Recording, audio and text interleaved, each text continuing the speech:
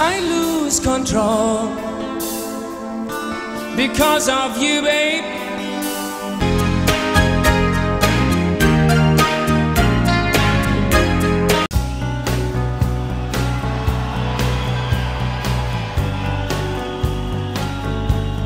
Please give me one more night. Give me one more night. Some people live their dream. I'm just the pieces of the man I used to be.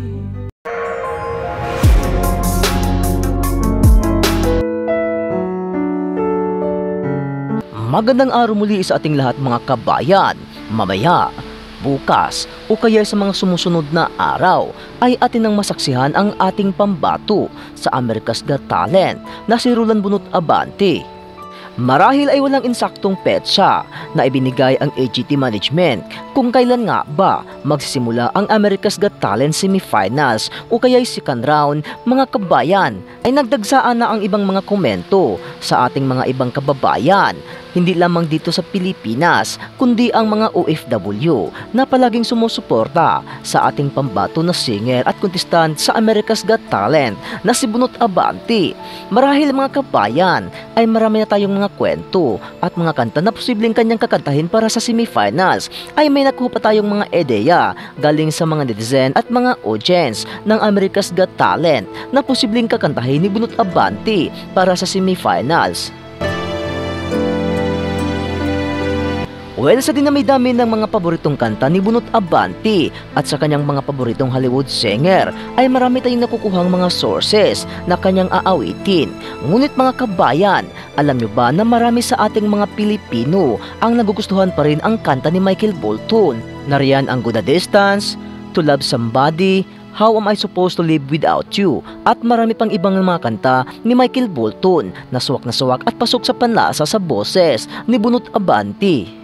Ngunit gaya na rin sa aking mga unang na video na aking na-upload sa aking YouTube channel ay hindi lang din ang mga kanta ni Michael Bolton ang pasok na pasok sa panlasa at boses ni Roland Bunot Abante. Nandyan pa rin ang mga kanta ni Bon Jovi, mga classic songs ng Air Supply, mga kanta ni Guns N' Roses, Aerosmith, Journey, at marami pang sikat na mga rock band na posibleng aawitin at gayahin ang mga boses sa ating pambato na singer na si Bunot Abante.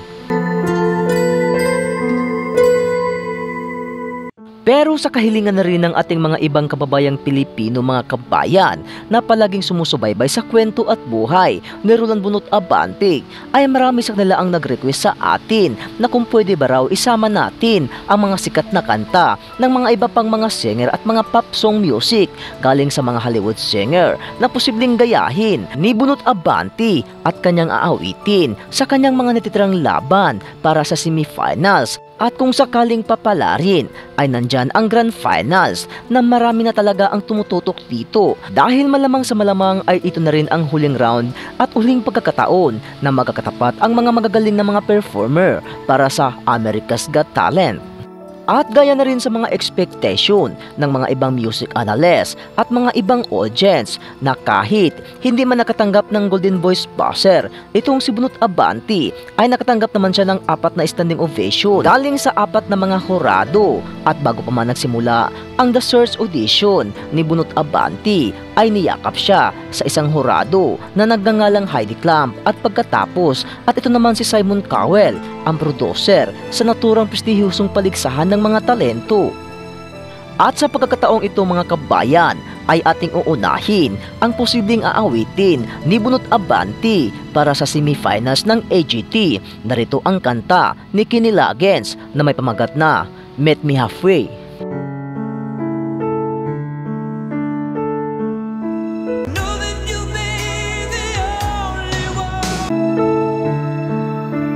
Pero kung napansin nyo mga kabayan na sa tono at sa chorus ng kantang ito ay biritan sana ang gagamitin. Ngunit alam naman natin mga kabayan na kayang-kaya ito sa ating pambato na singer na si Bunot Abante dahil alam naman natin kung gaano siya kagaling mag-adjust ng kanyang boses at tono. Kaya panigurado ay pasok ito sa panlasa ni Bunot Abante na kanyang posibleng aawitin para sa semifinals. Pero tiknot lang po mga kabayan na tipikal na paos na boses ang ating maririnig sa mga awitin ni Bunot Abante. Kaya mas maganda ang awitin na ito galing kay Toto na ang I'll Be Over You. Is my heart softly singing? At sa mga hindi pa nakakaalam dyan na ating mga ibang kababayan na ang mga kanta ni Toto ay isa rin sa mga paboritong kanta ni Bunot Abante. Kaya hindi imposible na nasa listahan iyon ni Bunot Abante na kanyang gagamitin. Just give me one more night. Give me one more night. Sino pa ba sa ating mga Pilipino ang hindi nakarinig sa kantang iyon ni Phil Collins na may pamagat na One More Night? Well, medyo laos na nga ang kantang iyon mga kabayan, ngunit hindi pa rin mawala sa ating isip na isa rin yun sa mga top music ni Phil Collins at isa rin sa dahilan kaya siya ay sumikat sa mundo ng musika at sa mundo ng pag-aawit. Don't try turning tables instead. Well mga kabayan, kung ikaw ay isinilang noong taong 1990s ay malamang sa malamang ay alam mo ang kanta na ito galing sa kanta ni Alan Parsons Project na may pamagat na Eye in the Sky na kalaunan ay kinanta rin ni Roland Bunot Abante at may video nga ito at kumalat na sa buong social media at kalaunan at nag-viral din. Kaya sa kanyang mga sample songs na kinanta ay hindi mawala sa isip ng maraming mga Pilipino na may ideya tayo na kanyang aawitin ito.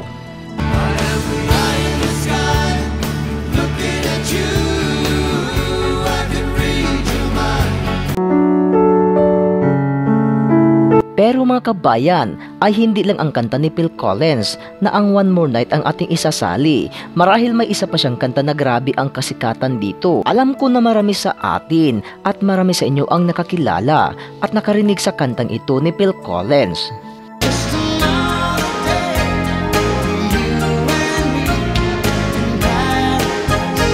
Well mga kabayan, sa sentimental na mga lyrics na ito ay panigurado makakuha ng suporta at boto itong si Bunot Abante galing sa mga audience at sa mga hurado at panigurado ay makakuha rin siya ng another standing ovation galing sa mga apat na judges.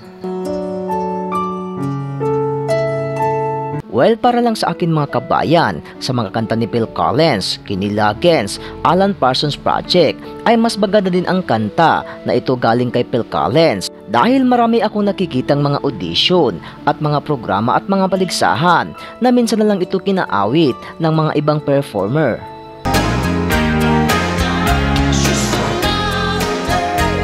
Kaya kayo mga kabayan, sino ba sa mga kantang ito ang inyong napupusuan na posibleng aawitin ni Bunot Abante para sa kanyang natitirang laban sa AGT? Kaya kung may nagustuhan kayong mga kanta dito, ay huwag niyong kalimutan maglagay ng komento sa ating comment section. Comment down below mga kabayan para ating mababasa at mapansin rin ng ating mga ibang kababayang Pilipino. Pero hindi pa tayo tapos mga kabayan dahil may dalawa pa akong awit na ipaparinig sa inyo na baka rin ay ito ay inyong magugustuhan galing sa mga sikat na banda. Isa na nga dito ang sikat na rock band na ang Scorpions.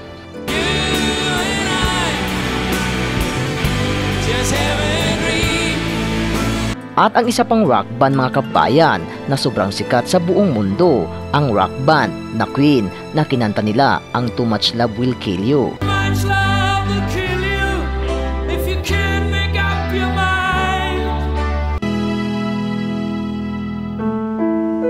Well, ang kantang ito mga kabayan ay panigurado masasali rin sa listahan ni Bunot Abante na kanyang pagpipilian na kanyang posibleng aawitin. Kaya sa buwan ito ay marami sa ating Pilipino ang very excited na makikitang muli ang ating pambato na singer sa AGT na si Roland Bunot Abante na makikitang umaawit sa entablado. Kaya sa lahat ng mga Pilipino at sa mga solid supporters ni Roland Bunot Abante sa buong mundo mga kabayan, isigaw natin na sanay siya ay papalarin at sana ay makakuha pa rin ng another standing ovation. Kaya sana patuloy ang ating pagbibigay suporta para sa ating pambato mga kabayan dahil ang kanyang achievements ay achievements din ng buong Pilipinas.